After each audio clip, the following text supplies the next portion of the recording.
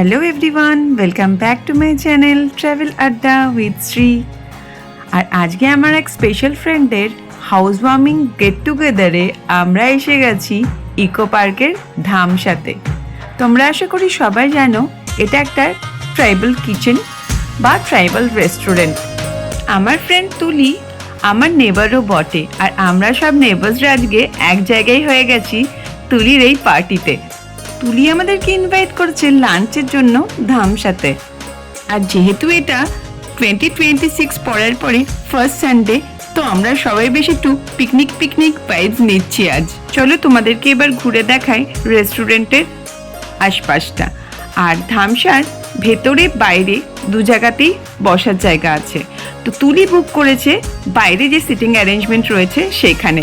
বেশ মজা লাগছে, কারণ শীতের দিন এরকম ওপেন এরিয়াতে বসে লাঞ্চ করা, বললাম না তোমাদেরকে, পুরো পিকনিক ভাইবস। দেখো কি সুন্দর সিটিং অ্যারেঞ্জমেন্ট। আর যেহেতু সবে লাঞ্চ টাইম হচ্ছে, এখন ফাঁকা রয়েছে। আর তুলি অলরেডি টেবিল বুক করে রেখেছে। আর ইনসাইডে বসলে এই যে ধামসা স্ট্রাকচারে যেটা বানানো আছে তার ভেতরে বসতে হয়, সেটার ব্লগ আমার চ্যানেলে আছে, তোমরা চাইলে দেখে নিতে পারো। আমি ডেসক্রিপশন বক্সে লিঙ্ক শেয়ার করে দিচ্ছি তোমাদের সাথে। ধামসাতে যেটা আমার ভালো লাগে সেটা হচ্ছে এরকম কাঁসার থালা বাসনে খেতে দেওয়া হয় সাজিয়ে একদম। আর দেখো বসার জায়গাগুলো সব ন্যাচারাল জিনিস দিয়ে তৈরি, এরকম সাজানো রয়েছে ভেতরটা। এখানে এসে আমরা প্রচণ্ড মজা করছি, আর আমরা প্রচুর ফটোগ্রাফি করছি, ভিডিওগ্রাফি করছি। ধামসার মেনু তোমরা অনলাইনে পেয়ে যাবে, এখানে থালি হিসেবেও ফুড নেওয়া যায়, আর তাছাড়া তোমরা এলাকাটাও অর্ডার করতে পারো। এই যে তুলি দাঁড়িয়ে রয়েছে সামনে, হ্যাপি ফেস।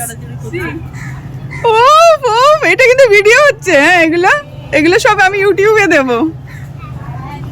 তবে এখানকার স্পেশাল ডিশ হলো বাঁশ পোড়া মাটন বা বাঁশ পোড়া চিকেন আর বাঁশ পোড়া বিরিয়ানিও তোমরা পেয়ে যাবে। আর থালিগুলোতেও যে আইটেমসগুলো থাকে সেগুলো ম্যাক্সিমামই ট্রাইবাল আইটেমস।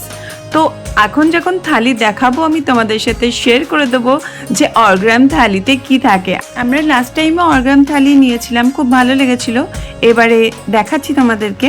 দেখো অর্গ্রাম থালিতে কি কি রয়েছে: ভাত, ডাল, বেগুন ভাজা, টমেটো ভর্তা, তারপরে একটা চচ্চড়ি, আর বড়ি দিয়ে শাক, মাছ, পোস্ত চিকেন, চাটনি, পাঁপড় আর কালো চালের পায়েস। আর এরপরে তুলি আবার আলাদা করে বাঁশ পোড়া মাটন বা যারা চিকেন খায় তাদের জন্য চিকেনও অর্ডার করেছে।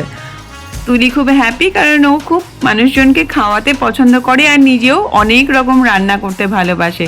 আর আজকেও ও মিষ্টি নিজে হাতে বানিয়ে নিয়ে এসেছে। আমার খাওয়া হয়ে গেছে, আর আমার ফিডব্যাক হলো প্রত্যেকটা আইটেম দারুণ সুন্দর ছিল, আমার তো খুব ভালো লেগেছে। আর বাঁশ পোড়া মাটনটার তো কোনো কথা হবে না, জাস্ট ওয়াও ছিল। আরেকদিন এসে এখানে বাঁশ পোড়া বিরিয়ানিও ট্রাই করে যাব। এই দেখো তোমাদেরকে দেখাচ্ছি বাঁশের মধ্যে কিভাবে প্রিপেয়ার করা হয়। এটা চিকেন 8 পিসেস থাকে টোটাল। দেখো এরকম বাঁশের মধ্যেই আইটেমটাকে প্রিপেয়ার করা হয়, তারপরে থালায় ঢেলে পরিবেশন করা হয়। তাহলে ব্লগটা এখানে শেষ করছি। তোমাদের কেমন লাগলো ব্লগটা আজকের অবশ্যই জানাবে, আর যদি ভালো লাগে অবশ্যই সবাই একটা লাইক করে দিও।